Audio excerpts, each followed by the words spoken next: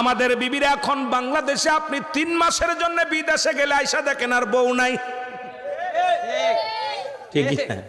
2 বছর যদি আপনার খবর না থাকে, 1 বছর যদি ফোন না দেন, বিবি আরেকজনের লগে চলে যাবে। কারণ চিন্তা করে স্বামী মরে গেছে, নাই বিয়ে করছে। কিন্তু হযরতে ফারুকের বিবি 27টা বছর অপেক্ষা করেছে, জীবনে কোনো বেগানা পুরুষ তার চেহারা দেখতে পারে নাই। জোরে বলা যাবে না সুবহানাল্লাহ। ইসলাম যে কত শান্তিপ্রিয়, ইসলামের বিধান যে কত মজা। আর আমার দেশের বিবিগুলো, ওরে ভাই, বাড়ি থাকতেও পরকিরিয়া। আপনি আসেন, বাজারে গেছেন, এই পাশে আরেকজন, ঠিক কি না? বাজার করতেছেন, ব্যবসা করেন, চাকরি করে, বউ অন্য পুরুষের সঙ্গে আসক্ত। জোরে বলেন ঠিক কিনা? আবার আমরাও পুরুষরা অন্য মহিলার সঙ্গে আসক্ত। এ কি অবস্থা? দেশের 12টা বাজছে। আমার ভাইয়েরা, আমার বন্ধুরা, আমার গভীর মনোযোগ। হযরতে ফারুক ঘোড়ার লাগাম ধরে এক টানে ওনার বাড়ির দিকে আসলেন। মদিনায় ফিরে এসে ওই বাড়িটা দেখে প্রাচীল করা, প্রাচীলের ভিতরে যাবার কোনো জায়গা নাই। দরজা দেয়া, দরজায় একটা জায়গায় একটু নিচু প্রাচীল। ঘোড়াটা ধরে এত জোরে একটা টান মারলেন লাগামের মধ্যে, ঘোড়া এক লাফ দিয়া বাড়ির উঠোনের মধ্যে পৌঁছে গেছে। জোরে বলা যাবে না সুবহানাল্লাহ। ওই বাড়ির মধ্যে মুসলমান শোনা এক যুবক ছিল, নাম তার রাবেয়া। নাম কি? জোরে বলেন, নাম কি? রাবেয়া। এ মুসলমান শোনো, দিলের কান্ডা লাগা শোনো। এই রাবিয়া, যদিও নাম শুনলে মনে হয় মহিলা, না বাবা মুসলমান। এই রাবিয়া ছিল ইমাম মালিকের উস্তাদ। যিনি ইমাম মালিক ছিলেন তার উস্তাদ হলো এই রাবিয়া। বাবা ওই বাড়ির মধ্যে যখন ঘোড়া নিয়ে প্রবেশ করেছে, রাবিয়া এসে দৌড়ে এসে কলারটা চেপে ধরেছে। তুমি কে? নিশ্চিত তুমি চোর, নিশ্চিত তুমি চুরি করতে ঢুকেছো বাড়ির মধ্যে। বলে, বাবারে আমি চুরি করতে ঢুকি না, আমি বুড়া মানুষ, চোখে কম দেখি, এই বাড়িটা আমার মনে করে আমি ঢুকেছি। বলে, তোমার বাড়ি মনে করো?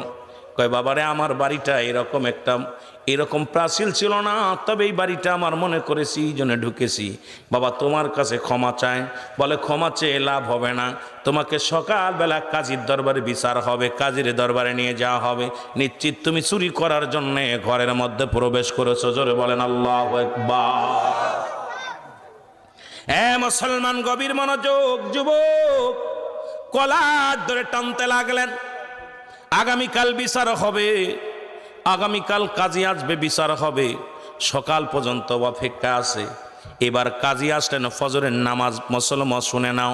কাজীকে খবর দেওয়া হলো, কাজী আসলেন।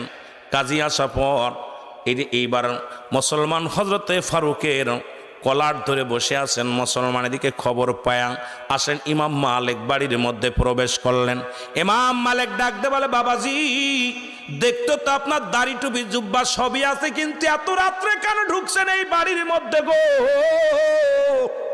আপনি নিশ্চিত একজন চোর, না হয় ডাকাত। ফারুক বলে, বাবা রে, আমি বুড়া মানুষ, আমি ভুল করেছি বাবা, আমারে তোরা ক্ষমা করে দে, আমার বাড়ি মনে করে ঢুকেছি বাবা। বলে, আপনার বাড়ি কই? আমার বাড়ি মদিনা। কয়, মদিনা যদি বাড়ি হবে তাহলে তুমি কেন চিনবা না? বলে, আমার নাম, মুসলমান শোনেন, আমার নাম ফারুক।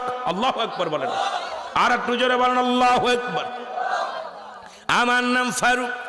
আমি আজ থেকে 27 বছর আগে আমার বিবিকে রেখে, 2 মাসের অন্তঃসত্ত্বা বিবিকে রেখে আমি গিয়েছিলাম তুর্কিস্তানে মুসলমানদের ইজ্জত রক্ষা করার জন্যে, মুসলমানদের সম্মান বাঁচানোর জন্যে। আমি আল্লাহ রব্বুল আলামিনের ওই বান্দা বান্দির জন্যে, রাসূলের প্রেমিকদের জন্যে, রাসূলের উম্মতের জন্যে আমি ফারুক 27 বছর আগে রওনা দিয়েছিলাম। ওখানে যুদ্ধ শুরু হওয়ার পর আমি ওই অমুসলিমদের হাতে বন্দী হয়ে যাই। দীর্ঘ 27টা বছর জেলখানার মধ্যে ছিলাম গো। ওই জেলের মধ্যে থেকে 27টা বছর পার করেছি। কত নির্যাতন সয়েছি, কত কষ্ট সয়েছি গো বাবা গো, অনেক নির্যাতন, অনেক কষ্ট সয়েছি। সপর ওখান থেকে সারা পেয়েছি। সারা পেয়ে আমি বাড়ি একবারে চলে আসছি মদিনায়। এই মদিনায় এসে আমার বাড়িটা খুঁজতেছিলাম বাবা, পাই না। তবে আমার ওই বিবির সন্তান ছেলে হয়েছে কি মেয়ে হয়েছে জানি না।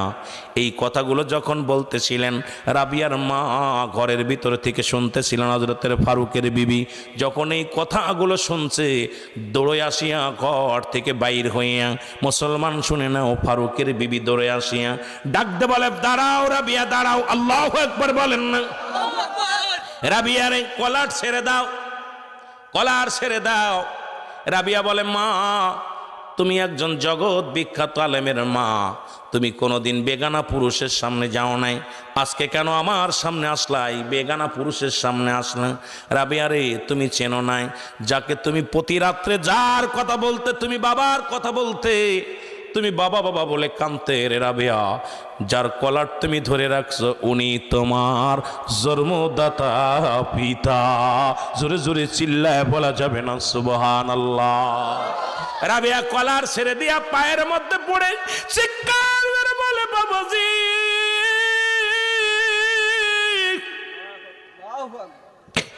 এই পায়ের মধ্যে পড়ে ডাকতে বলে, আমার প্রাণের বাবাজি গো, আমি প্রতি রাত্রে মাকে জিজ্ঞাসি, মা আমার বাবা কই? প্রতি রাত্রে মা আমারে বলছে, বাবা তোমার বাবা দুনিয়ার মধ্যে নাই নাই।